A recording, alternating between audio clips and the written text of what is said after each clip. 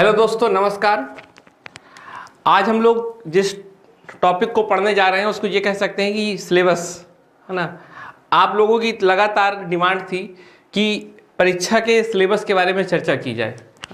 आप लोगों ने कई मैसेज, कॉल व कमेंट के द्वारा ये लगातार कहा कि सर सिलेबस क्या है उसको बताया जाए। तो आज उसी के लिए हम लोग चर्चा कर रहे हैं।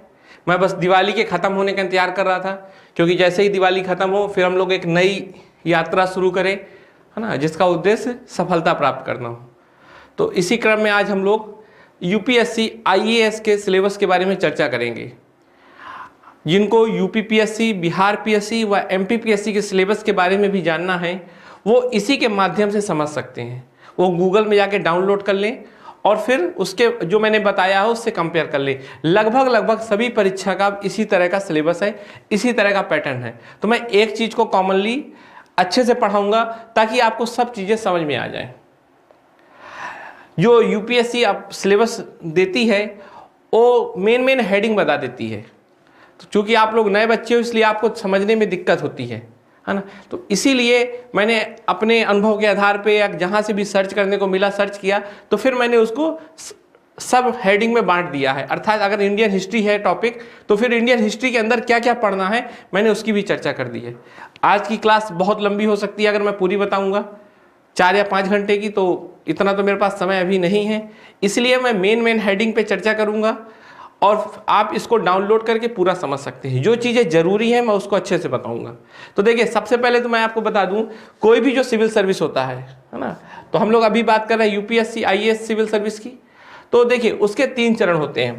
पहला होता है प्री, फिर होता है मेंस, फिर होता है इंटरव्यू, है ना।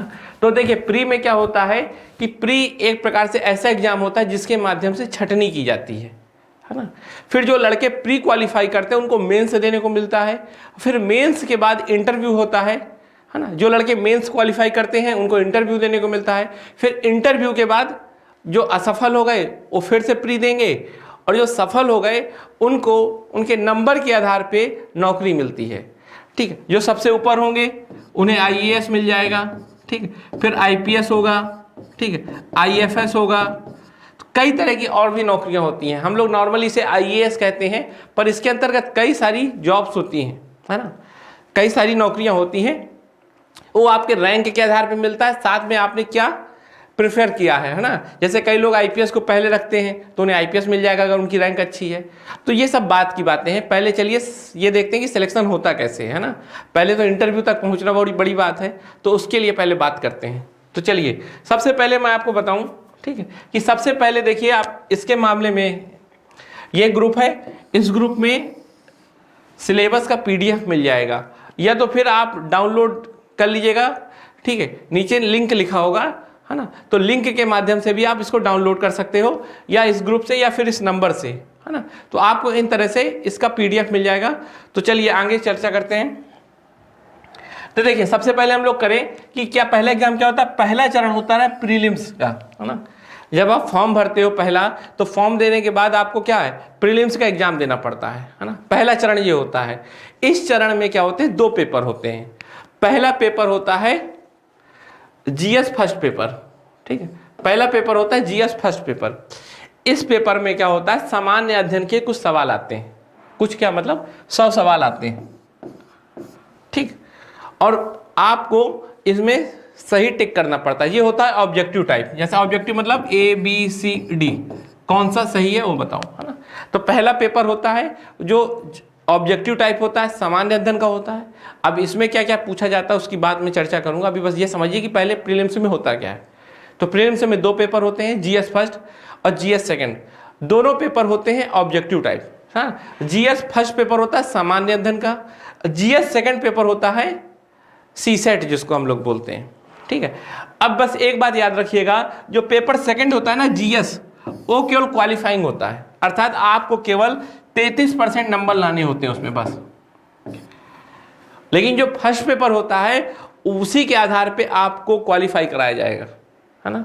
अर्थात जो मेरिट बनती है, जो कट ऑफ नंबर होता है, वो पहले पेपर के आधार पे ही बनता है। दूसरा केवल आपको क्वालिफाई करना है। अगर आपने क्वालिफाई कर लिया तो बस फिर आपका क्या है, फिर जीएस फर्स्ट पेपर के आधार पे आपका सिलेक्शन होगा। अगर आप क्वालिफाई नहीं कर पाए तो आपकी जीएस फर्स्ट पेपर में चाहे कितने भी अच्छे नंबर आ जाएं उसका कोई मतलब नहीं है ना। तो इसको क्वालिफाई करना है आपको, पहले याद रखिए, फिर उसके बाद इसमें आपको मेरिट बनानी है, अर्थात ज़्यादा से ज़्यादा क्वेश्चन सॉल्व करने हैं, है ना। नॉर्मली इसमें क्या होता है कि 100 क्वेश्चन होते हैं और ये माना जाता है कि अगर आपने 60 क्वेश्चन के आसपास कर दिए तो आपका सिलेक्शन कन्फर्म है। अब कभी तो 49 से लेके, ठीक है, 50, 51, 52 हर साल अलग अलग होता है, पेपर कैसा आ रहा है, वैकेंसी कैसी है, इस पे सब निर्भर करता है ना। मान लीजिए वैकेंसी बहुत ज़्यादा है तो कट ऑफ कम होगी।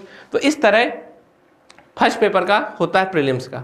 तो मैंने आपको क्या बताया कि प्रीलिम्स में 2 पेपर होते हैं, पेपर फर्स्ट और पेपर सेकंड। पेपर फर्स्ट सामान्य अध्ययन का होता है, पेपर सेकंड सीसेट का होता है, जिसको केवल क्वालिफाई करना है, लेकिन मेरिट पेपर फर्स्ट के नाम पे बनती है ना। और नॉर्मली इसमें 100 क्वेश्चन में 60 क्वेश्चन अगर आपने कर लिया है तो आप सिक्योर हो। अब आप ये समझिए कि पेपर का क्या स्टैंडर्ड रहता होगा, है ना। अर्थात 100 में 60 क्वेश्चन भी कर लिए ना अगर आपने, तो ये कंफर्म हो गया कि अब आपका प्रीलिम्स क्वालिफाई हो रहा है ऑल इंडिया लेवल जो एग्जाम है उस पर। ठीक, चलिए आगे चलते हैं। ठीक है, अब सवाल है कि पहले पेपर में आता क्या क्या है ना। तो देखिए ये यूपीएससी ने सिलेबस लिखा है वो कुछ ऐसा लिखा हुआ है। ठीक, यूपीएससी जो सिलेबस लिखती है ना वो ज़्यादा बच्चों को समझ में नहीं आता, और खासकर जो बच्चों की पृष्ठभूमि ज़्यादा अच्छे कॉलेज में नहीं पढ़े तो खासकर उन्हें तो और नहीं समझ में आता है ना। तो चलिए उनके लिए भी समाधान है।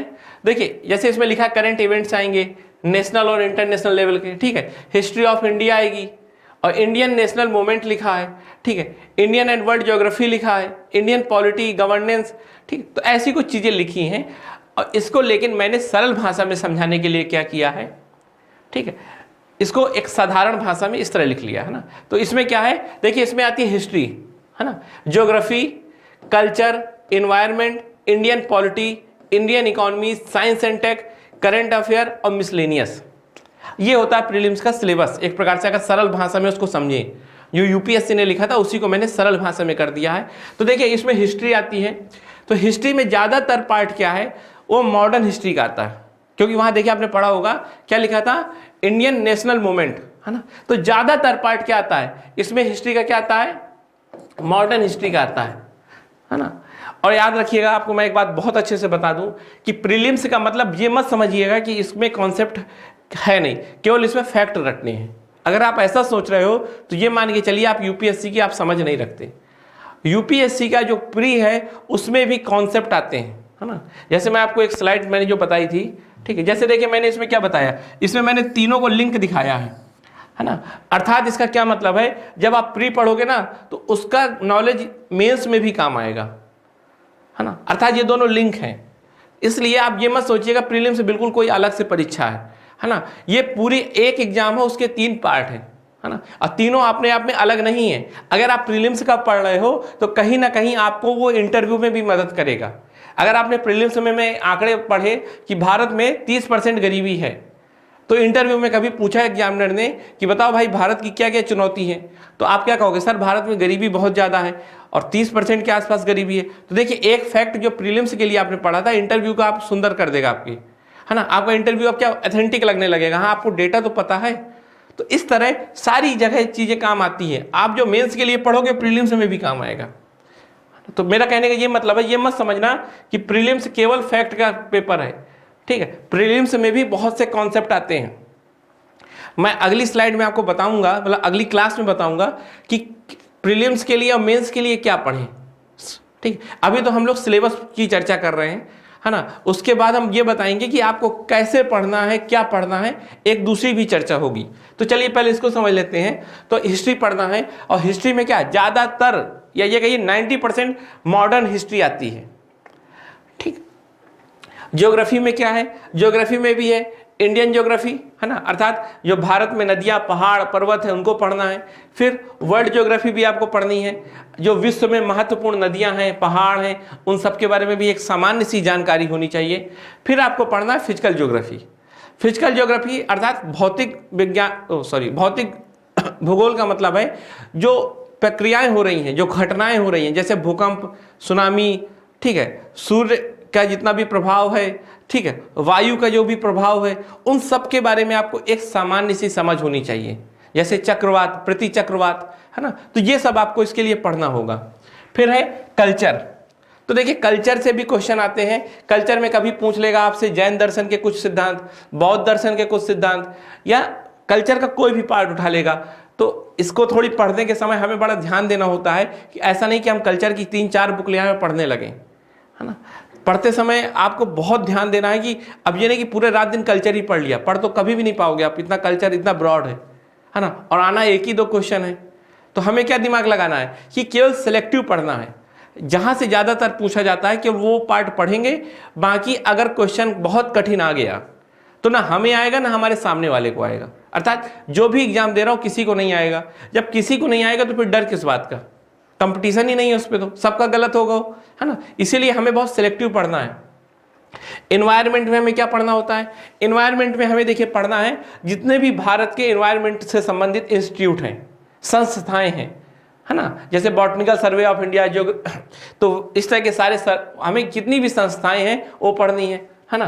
साथ में जितने भी कानून बने हैं एनवायरनमेंट को लेके भारत में, है ना, उन कानूनों के बारे में भी हमको अच्छे से समझना है, ठीक है। जैसे वाइल्ड लाइफ प्रोटेक्शन एक्ट, है ना, जैसे फॉरेस्ट एक्ट, तो सारे जितने भी कानून बने हैं, जितने भी लेजिस्लेचर कानून हैं, उनके बारे में हमें एक सामान्य सी समझ होनी चाहिए, है ना। साथ में जितनी योजनाएं चल रही हैं एनवायरनमेंट को लेकर सरकार की, है ना, तो उनके बारे में भी हमें एक समझ होनी चाहिए। प्रीलिम्स में उससे बहुत से क्वेश्चन बनते हैं। या ये कहिए कि जितनी भी वर्ल्ड लेवल पे इंपॉर्टेंट संस्थाएं हैं, जैसे WWF, IUCN, इनके बारे में भी पता होना चाहिए। तो इस तरह हमें प्रीलिम्स में क्वेश्चन आने हैं, है ना, तो इसलिए हमें वहां से पढ़ना होगा। फिर इंडियन पॉलिटी। अब इंडियन पॉलिटी में देखिए एक ही किताब, 1 या 2 किताब है, आप उनको पूरा पढ़ लीजिए, सवाल उसी से आएंगे। जैसे लक्ष्मीकांत, है ना, मेरी एक सीरीज आने वाली है जिसमें मैं इंडियन पॉलिटी को प्रीलिम्स के हिसाब से पढ़ाऊंगा, और जितनी भी बुक्स का क्रक्स है उसमें कवर करने की कोशिश करूंगा, ताकि आप लोगों को बहुत ज़्यादा ना पढ़ना पड़े, है ना। और कई बार हम लोगों को चीज़ें पता नहीं होती कहाँ से क्वेश्चन बनता है। अब चूंकि अनुभव से होता है, अब हम लोग क्या करते हैं, उसको जल्दी जल्दी पढ़ ले जाते हैं और क्वेश्चन वहीं से आता है, और हम लोग उसको विशेष तौर पे नहीं पढ़ते और बाद में एग्जाम पे हम गलत कर जाते हैं। तो इसलिए मैंने एक ऐसी सीरीज बनाने की कोशिश की है जिसमें सारी किताबों को तो क्रक्स हो, साथ ही जो यहाँ से क्वेश्चन बन रहा हो उस पॉइंट को मैं जरूर याद कराऊँ, है ना। तो उस पर भी हम लोग बात करेंगे। तो इंडियन पॉलिटी हो गया। इंडियन इकोनॉमी में जो आधारभूत अर्थव्यवस्था के कॉन्सेप्ट हैं वो आएंगे, जैसे बजट, है ना, जैसे टैक्स के संबंध में जितनी अवधारणाएं हैं कि डायरेक्ट टैक्स क्या होता है, इसका क्या नेचर होता है। साथ में भारत के अर्थव्यवस्था के संबंधित कुछ महत्वपूर्ण आंकड़े भी इसमें पूछ सकते हैं, है ना। वो आंकड़े इतने सामान्य होंगे कि अगर आपने कभी भी अच्छे से पढ़ा होगा तो आपको पता चल जाएगा। जैसे मान लीजिए हो गया कि भारत में औसत जोत का आकार 5 हेक्टेयर है, तो एक सामान्य से बच्चे को भी पता होगा कि भारत में औसत जोत का आकार 1 हेक्टेयर के आसपास है ना। तो इस तरह चीजें क्या हैं, इस तरह चीजें पूछी जा सकती हैं। साइंस एंड टेक में नॉर्मली साइंस में वो पार्ट पूछा जाता है जो हमारे जीवन को प्रभावित करता है। ऐसा नहीं कि बहुत ज्यादा कोई कॉम्प्लिकेटेड इशू पूछ लिया जाएगा, जिससे एक सामान्य जीवन में जुड़ाव होता है, साइंस के उस पक्ष से सवाल बन सकते हैं।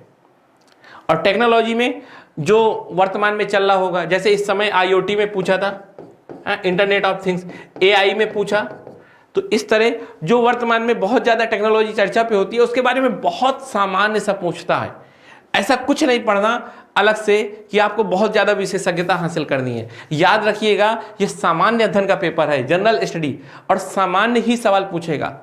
UPSC ने अपने नोटिफिकेशन में भी लिख के रखा है कि आपको कोई विशेषज्ञता नहीं हासिल करनी, केवल आपको एक सामान्य अगर जानकारी होगी तो आप पेपर सॉल्व कर लोगे। करंट अफेयर, ये तो आपको पता ही है करंट अफेयर क्या होता है। बस याद रखिएगा इसका करंट अफेयर सामान्य करंट अफेयर की तरह नहीं होता जो सामान्य रेलवे के एग्जाम होते हैं। ऐसे इसमें कॉन्सेप्ट भी पूछेगा उस करंट अफेयर में। और वर्तमान में जो PCS पेपर है उसने भी अपने करंट अफेयर को बदल लिया है।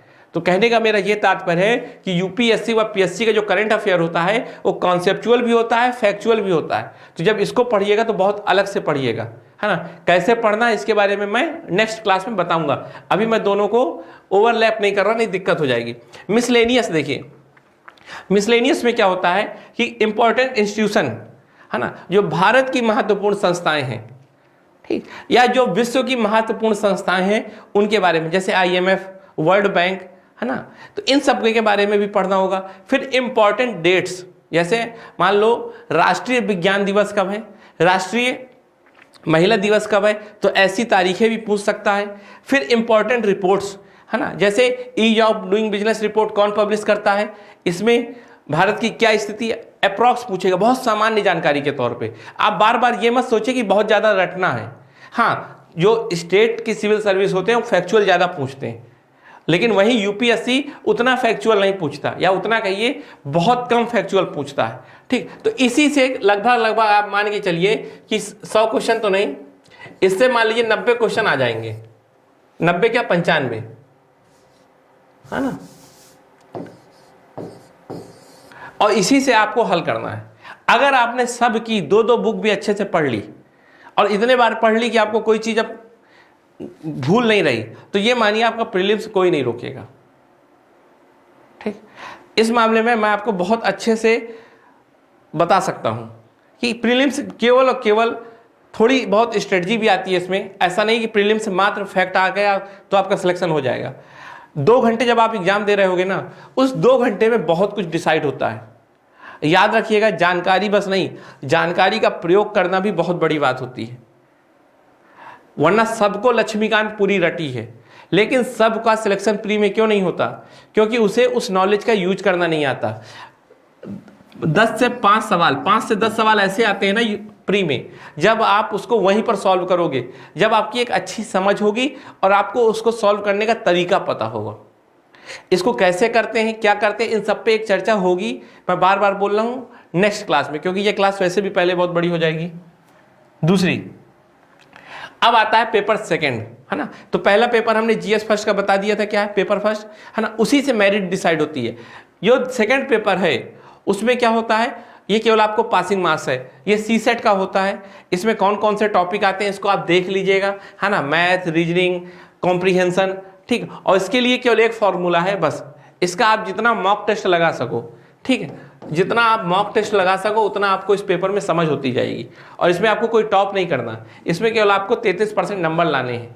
बस आप अपना एक पक्ष को समझ लीजिए। मान लो आपकी मैथ अच्छी है तो आप मैथ वाले पक्ष को अच्छे से तैयार रखिए। मान लो आपकी कॉम्प्रिहेंशन अच्छा है तो आप अपने उस एस्पेक्ट को अच्छे से मजबूत कर लो, क्योंकि आपको केवल 33% इसमें सॉल्व करने हैं। याद रखिएगा, प्रीलिम्स में माइनस मार्किंग होती है। यदि आप क्वेश्चन गलत करके आते हो तो 1/3 नंबर गलत कट जाएगा आपका। जैसे आपने 3 क्वेश्चन गलत किए और 1 क्वेश्चन सही किया, तो मान लीजिए चलिए ये 3 क्वेश्चन आपको ये वाला क्वेश्चन भी खत्म कर देगा, है ना। अर्थात 1 क्वेश्चन गलत करने का -33% नंबर कट जाता है ना। तो इस तरह हमने ये समझा कि पेपर का प्रीलिम्स क्या क्या होता है और प्रीलिम्स में कैसे सवाल आते हैं। जब आपका प्रीलिम्स क्वालिफाई हो जाता है तो उसके बाद आपको फिर मिलता है मेंस देने को। क्या? मेंस। ठीक है, अब देखिए चलते हैं मेंस के बारे में कुछ समझते हैं। सबसे इंपॉर्टेंट स्टेज, है ना। लेकिन प्रीलिम्स अगर आपको क्वालिफाई नहीं होगा तो यही दिक्कत होगी। और हिंदी मीडियम में इस समय सबसे बड़ी समस्या प्रीलिम्स की है। प्रीलिम्स नहीं क्वालिफाई होता, पर पता नहीं क्यों नहीं क्वालिफाई होता। और कमी कहीं ना कहीं इसमें लड़कों की है, क्योंकि हिंदी मीडियम और इंग्लिश मीडियम प्रीलिम्स में नहीं होता। लेकिन अगर तब भी प्रीलिम्स नहीं क्वालिफाई हो रहा तो उसमें केवल 2 लोगों की कमियां हैं। अगर मैं कमियों की बात कहूं किसकी किसकी है, तो सबसे बड़ी कमी तो स्टूडेंट की है। ठीक, क्योंकि वो पढ़ता ही नहीं है जो एग्जाम में आना है, वो केवल अपने मन से पढ़ता रहता है। मैं आपको बता दूं, हम अगर 10 दोस्तों का ग्रुप है तो हर बार प्रीलिम्स निकला है। आज तक कोई प्रीलिम्स कभी नहीं रुका, जबकि कोई ज़्यादा नहीं पढ़ने वाले प्रीलिम्स के समय। और 10 का हमेशा क्यों? क्योंकि हम लोगों को क्या पता चल जाता है, एक फिनोमिना कि कैसे पेपर बनना है ना। और हम लोग आपस में डिस्कशन करते हैं, आधे सवाल उसी से आते हैं, क्योंकि हम लोगों को पता चल जाता है कि पेपर कैसे बन रहा है। अगर पेपर बना कौन रहा है, इंसान ही तो बना रहा है, तो उसके इंसान के दिमाग को समझा जा सकता है। साथ में दूसरी गलती अगर सबसे बड़ी तो ये कोचिंगों की, जो कोचिंग चल रही है वर्तमान में, वो इतना मटेरियल दे देती है और उससे लड़का इतना खुश हो जाता है, पर उस मटेरियल से कुछ काम नहीं आता कभी, है ना। या इतने सारे PDF या इतने सारे मटेरियल वो किसी काम के नहीं है। तो दोनों की गलती है, स्टूडेंट की भी गलती है और कोचिंग्स की भी गलती है ना। बड़ी से बड़ी कई ऐसी कोचिंग हैं जिसमें 10 या 5 प्रीलिम्स के रिजल्ट नहीं आते, पढ़ाते हो 2-2, 3-3 हज़ार बच्चों को है। ये हालत है। ठीक है। और बच्चे बाद में मूर्ख ही बनते हैं, क्योंकि उन्हें अच्छा क्या लगता है, उन्हें तो ब्रांड अच्छा लगता है, नाम अच्छा लगता है, क्वालिटी से मतलब है नहीं एजुकेशन की, है ना। जैसे मैंने एक उदाहरण दिया था कि अगर एक मान लीजिए जूस की दुकान है, बगल में किसकी है, चाट की दुकान है, तो चाट की दुकान में ज़्यादा भीड़ लगेगी, क्योंकि लोगों को वही चीज़ अच्छी लगती है जो अल्पकाल के समय लिए हो, जबकि जूस वूस क्या है, दीर्घकालिक अच्छा है, पर लोग उसको नहीं चुनते। चलिए अब चलते हैं मेंस के समय में। तो देखिए मेंस के एग्जाम में कितने पेपर होते हैं, पहले इसको समझ लेते हैं। सबसे पहले देखिए 2 पेपर होते हैं लैंग्वेज के, वो कंपलसरी होता है, वो सबको देना होगा, है ना। एक उसमें से होगा इंग्लिश का, वो सबके लिए मस्ट है, अर्थात सबको इंग्लिश का लैंग्वेज पेपर देना ही देना है। वो 300 नंबर का होता है और वो भी क्वालिफाइंग होता है। केवल क्वालिफाइंग करने का मतलब है कि उस पेपर को केवल आपको क्वालिफाई कर लेना है बस, उसके नंबर कहीं और नहीं जुड़ेंगे। और याद रखिएगा जो हम लोग ने प्रीलिम्स क्वालिफाई किया था उसके नंबर भी कहीं नहीं जुड़ते, वो भी क्या है, केवल एक क्वालिफाइंग है ना। और दूसरा एग्जाम होता है इसका एक इंडियन लैंग्वेज का, है ना। तो 2 पेपर होते हैं भाषा के संबंधित। पहला पेपर होता है अंग्रेजी भाषा का, दूसरा पेपर होता है कोई भी एक ऐसी भारतीय भाषा जो भारतीय संविधान की 8वीं अनुसूची में लिखी हो, है ना। भारतीय संविधान की 8वीं अनुसूची में 22 भाषाएं लिखी हैं, तो एक उसमें से कोई आप ले लो और एक इंग्लिश। जैसे मान लो मैं लेता हूं एक हिंदी और दूसरा इंग्लिश। जैसे मान लो कोई गुजरात में रहने वाला भाई है, वो ले लेगा एक गुजराती और दूसरा इंग्लिश। मान लीजिए कोई मराठी, ठीक है, एक इंग्लिश, एक संस्कृत, एक इंग्लिश। तो आप कोई भी एक भारतीय भाषा चुन सकते हो और कोई भी एक भारतीय भाषा और एक अंग्रेजी। ये 2 पेपर होते हैं और ये दोनों पेपर क्वालिफाइंग होते हैं। अगर इन दोनों पेपर को आपने क्वालिफाई किया तभी आपकी दूसरी कॉपी चेक होगी। अगर इसमें फेल हो गए तो आप जीएस में चाहे जितना अच्छा करके आए हो कोई मतलब नहीं होगा। क्लियर। ये पेपर दोनों 300 नंबर के होते हैं, ठीक, और 25% केवल होता है इसमें क्वालिफाइंग नंबर, है ना। अर्थात आपको 75 नंबर बस लाने हैं। क्लियर हो गया। तो ये तो हो गया क्वालिफाइंग। फिर अब आता है ऐसे पेपर जिसके नंबर जुड़ते हैं और जिसके आधार पे आपकी मेरिट बनेगी। तो उसमें से सबसे पहला है जीएस फर्स्ट का पेपर। जीएस फर्स्ट के पेपर में क्या आता है, इंडियन हेरिटेज एंड कल्चर, ठीक है, वही भारतीय संस्कृति, फिर भारतीय इतिहास व ज्योग्राफी ऑफ वर्ल्ड, ठीक है, भूगोल भी आता है इसमें। और इसमें क्या आता है, सोसाइटी, समाज के कई एस्पेक्ट्स हैं उनके बारे में पूछा जाता है। तो देखिए जो यूपीएससी ने अपने सिलेबस में लिखा हुआ है वो मेनली इस हेडिंग को लिखा हुआ है। इसके नीचे भी कई हेडिंग उसने बना रखी है। जैसे इंडियन हिस्ट्री में उसने क्या लिख रखा है, ठीक है, कि 1750 के बाद का इतिहास पूछा जाएगा और उसमें से पूछा क्या जाएगा, जो प्रमुख व्यक्तित्व हैं, जो प्रमुख घटनाएं हैं उसके बारे में पूछा जाएगा, है ना। जैसे एक मान लो सबसे प्रमुख घटना कौन सी है, 1857 की क्रांति। और प्रमुख व्यक्तित्व मान लो कौन है, गांधी, नेहरू, है ना, सुभाष चंद्र बोस। तो इनके बारे में भी क्वेश्चन पूछा जा सकता है। तो इस तरह उसने दे रखा है सिलेबस, काफ़ी पॉइंट उसने दे रखे हैं। मैंने उनको नोट नहीं किया इसलिए क्योंकि मैंने उसको अपने तरीके से सरल भाषा में आगे समझा रखा है, मैं चर्चा करूंगा। दूसरा पार्ट है उसमें क्या है, ये जीएस पेपर सेकंड है। ये भी क्या होता है, 250 नंबर का होता है। इसमें क्या होता है, गवर्नेंस, है ना, कॉन्स्टिट्यूशन, संविधान पूछा जाता है, ठीक है, सोशल जस्टिस, सामाजिक न्याय से संबंधित सवाल आते हैं। साथ में इसमें सबसे इंपॉर्टेंट एक चीज है इंटरनेशनल रिलेशन, हाँ, तो इसमें क्या है, अंतरराष्ट्रीय संबंध से संबंधित भी सवाल होते हैं। तो ये हो गया पेपर दूसरा। पेपर तीसरा जो होता है उसमें क्या क्या पूछा जाता है, टेक्नोलॉजी, प्रौद्योगिकी पूछी जाती है, इकोनॉमी, है ना, उसमें अर्थव्यवस्था, भारतीय अर्थव्यवस्था से संबंधित सवाल भी आते हैं।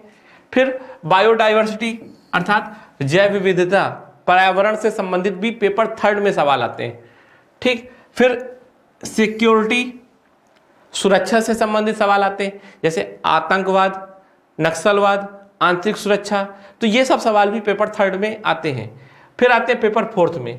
पेपर फोर्थ तो आपको पता ही है क्या है, इसमें है एथिक्स, इंटीग्रिटी एंड एप्टीट्यूड, अर्थात क्या क्या है, नीति शास्त्र, सत्यनिष्ठा और एप्टीट्यूड, इन सब से सवाल आते हैं। इस पेपर में 2 तरह के सवाल आते हैं।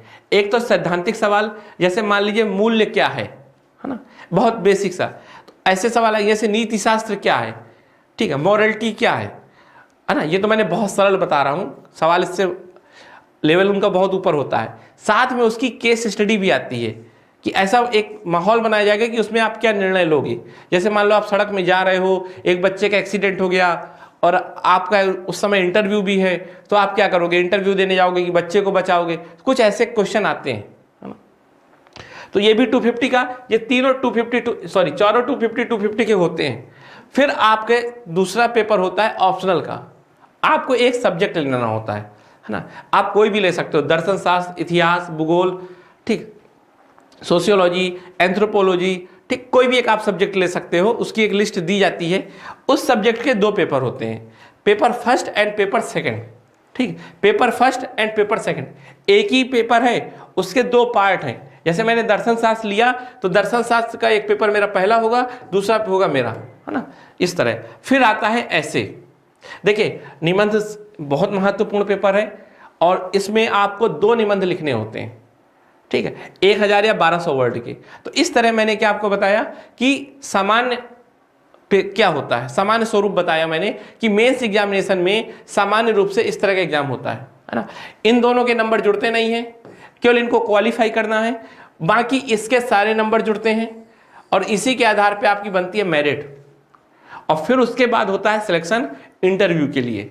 कई लोग फेल हो जाते हैं, जो फेल हो गए वो फिर से प्रीलिम्स की तैयारी करें, जो पास हो गए वो इंटरव्यू देंगे। तो मैंने आपको सामान्य रूप से बताया है सिलेबस, ठीक। अब देखिए यूपीएससी ने अपने नोटिफिकेशन में ये दे रखा है कि वह क्या चाहता है।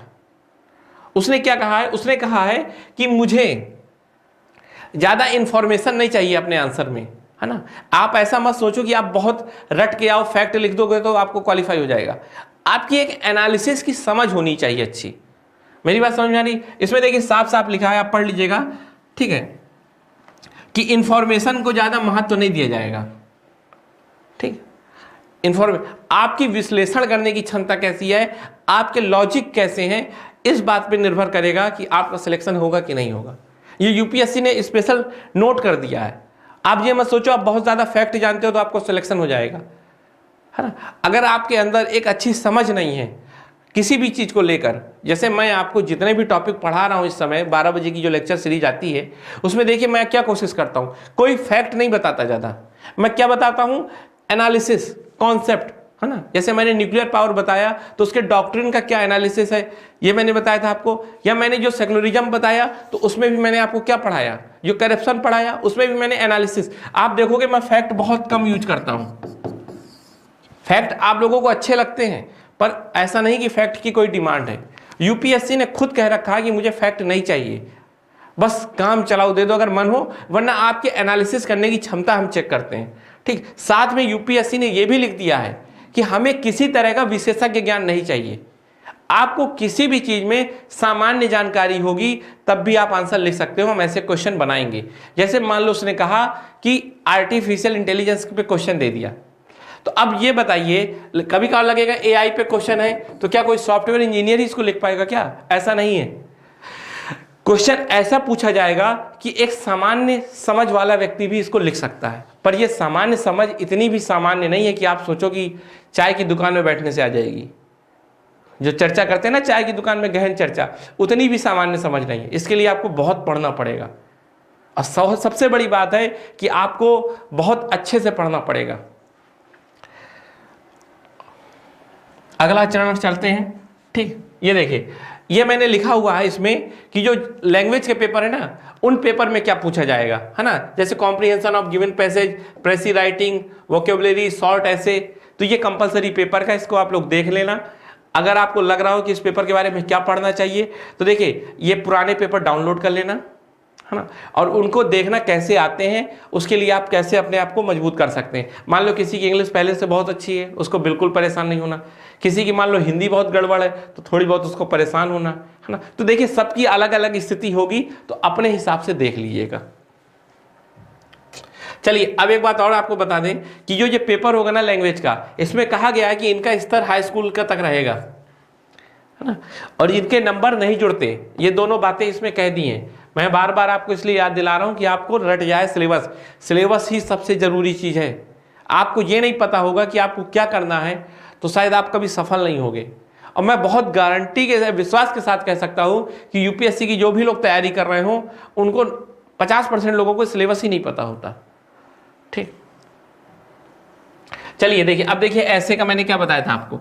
निबंध पे शुरू करते हैं, 250 नंबर का आता है। ठीक है, और इसमें सबसे मेन बात है कि दो तरह के ऐसे सामान्यता आते हैं। एक तो ऐसा होगा जो थोड़ी फैक्चुअल होगा, है ना, जो तथ्यों पे आधारित होगा, और दूसरा होगा जो अमूर्त होगा, पूरा कॉन्सेप्ट पे आधारित होगा। जैसे मान लो एक होगा कि भारत व उसके पड़ोसी देशों से संबंध, इस तरह का कुछ आएगा, है ना। लेकिन दूसरा क्या आएगा कि नैतिकता के मानक स्थिर नहीं होते, इस पे चर्चा करें, है ना। तो इस तरह के ऐसे आते हैं, दो तरह के आते हैं। एक होता है एब्स्ट्रैक्ट होता है और एक होता है वो कंक्रीट होता है। अर्थात एक आपको केवल विचारों में लिखना है बस, वो थोड़ी बौद्धिक लेवल उसका ज़्यादा होता है, और वही लोग अच्छा लिख पाते हैं जिनको पहले से निबंध लिखने की शैली विकसित है जिनके पास, है ना। कोई नया लड़का वो ऐसे नहीं लिख पाएगा, जैसे नैतिकता के बदलते मानक, है ना। लेकिन एक तरफ दूसरा भी तरह का ऐसे होता है, जैसे भारतीय किसान की समस्याएं, तो इसको एक सामान्य रूप से भी कोई भी व्यक्ति लिख देगा जो जीएस के पेपर लिखता रहा हो, है ना। तो इस तरह के दो आते हैं।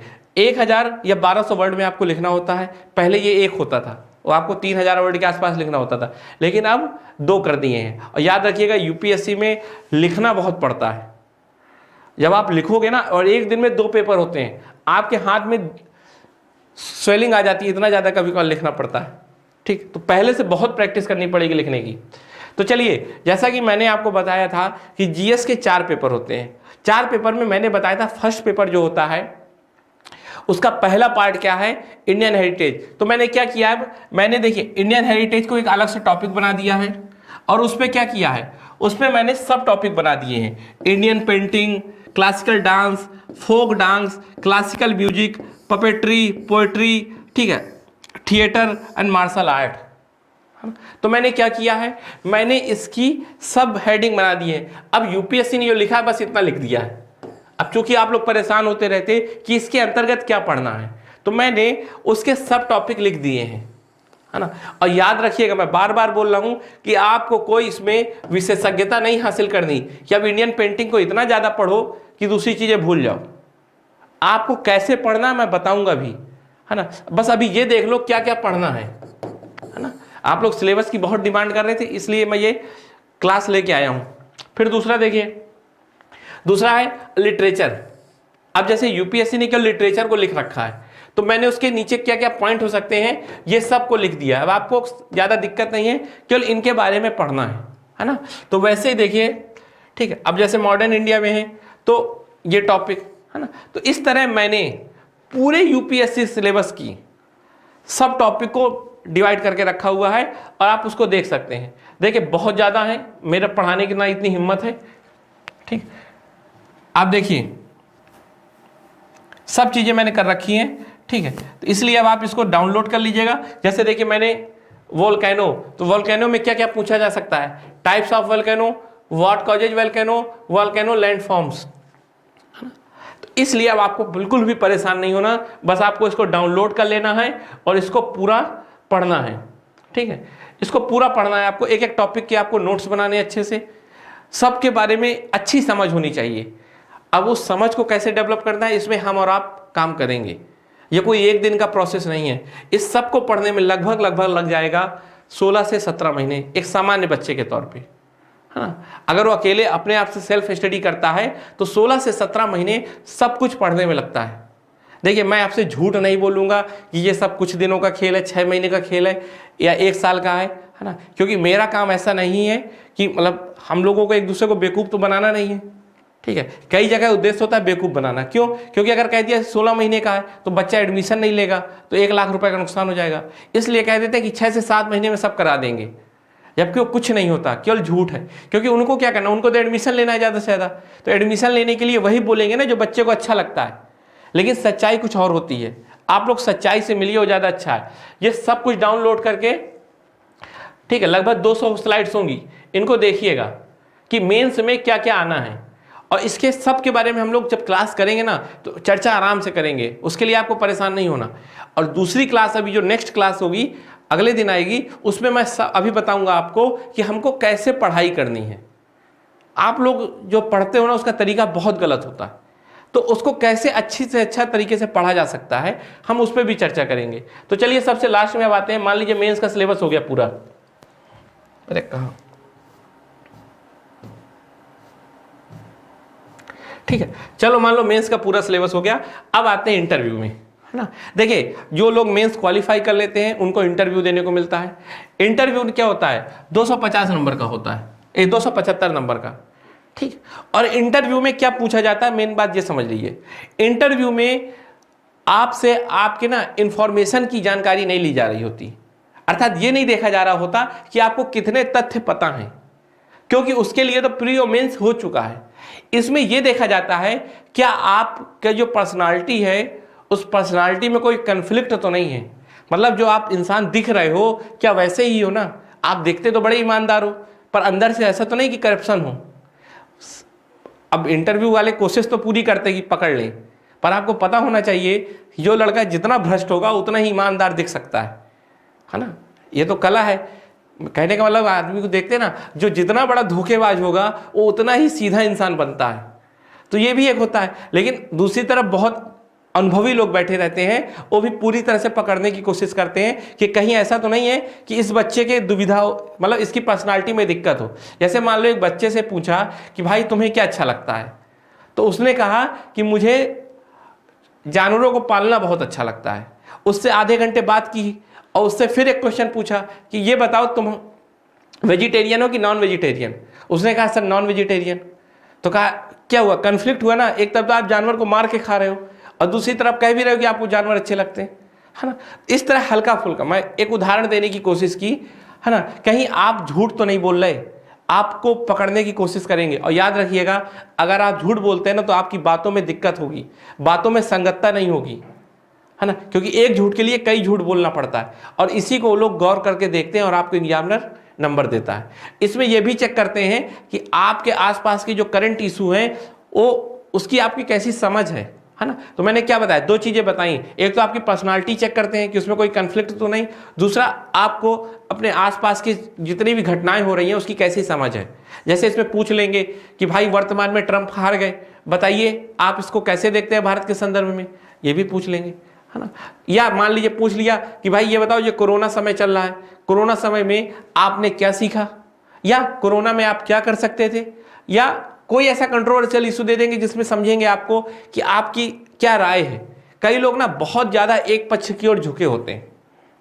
जैसे मान लो कई लोग ऐसे होंगे जो बीजेपी की या तो केवल बुराई करेंगे या कई लोग केवल अच्छाई करेंगे, पर ऐसा तो है नहीं कि बीजेपी में बुराई ही हो केवल या केवल अच्छाई हो, उसमें दोनों होगी।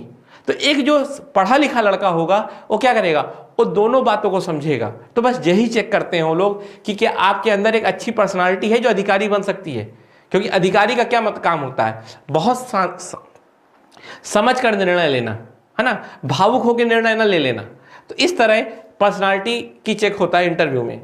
और फिर इंटरव्यू में के बाद क्या होता है, नंबर मिलते हैं, फिर आपकी मेरिट बनती है। यदि आप भाई आ गए कट ऑफ के ऊपर तो आपको कोई नौकरी मिल जाएगी। और कोई नौकरी में आईएएस भी हो सकता है, आईपीएस भी हो सकता है, आईएफएस भी हो सकता है। इस तरह हमने आज के पूरे सिलेबस को समझा। अब इसका लिंक होगा, उसको डाउनलोड कर लीजिएगा और उसके बाद पूरे सिलेबस को पढ़िएगा आप, है ना। मैंने आपको मेन सभी बातें कवर कर दी है कि यूपीएससी वाकई क्या चाहता है ना। सिलेबस कई जगह लिखा मिलेगा लेकिन ये सब बातें नहीं होती जो मैंने आपसे चर्चा की। तो धन्यवाद। आपको कैसा लगा आप कमेंट करके जरूर बताइएगा। जो भी सवाल हो आप जरूर पूछिएगा, बस पढ़ते रहिएगा, जो मेरा काम है पढ़ाना। और दीपावली खत्म हो गई है, अब रात दिन मेहनत करिए, ठंडी आ गई है और इस मौसम में पढ़ाई बहुत अच्छे से होती है। धन्यवाद।